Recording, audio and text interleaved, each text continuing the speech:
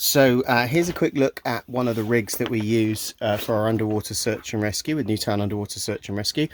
This is the typical rig that we use when we're doing search and rescue dives. We have, I think, 7 or 8 sets.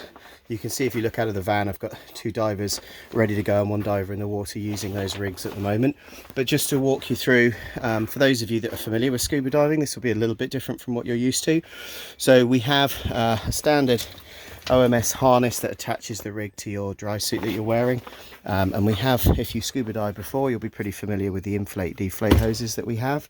What probably makes this the most different is that we dive with a full face mask, so rather than a regulator sat in your mouth, you actually have a full mask on with everything you need.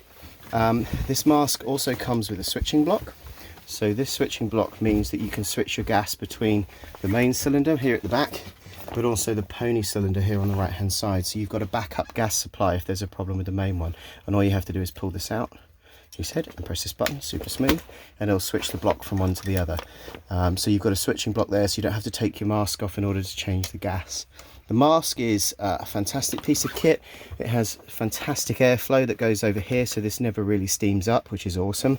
And more importantly, it also has an intercom system, so the diver themselves can actually hear what we're talking to them through an intercom from the surface, and we can talk back as well, and that's connected through a cable that's run on a rope. And actually, if I look outside, you can see the rope or the hose being run out down to the diver where they are, so the person here with the comms can actually talk to the diver and the diver can talk back. So that's probably the biggest difference with the rig that we use.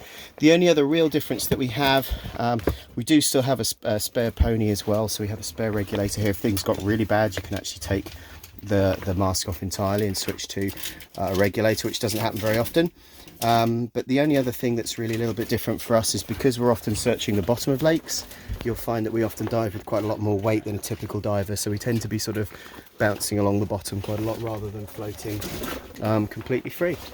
But that's it. That gives you a quick look at the rig that we use and how it's a little bit different from perhaps standard scuba divers.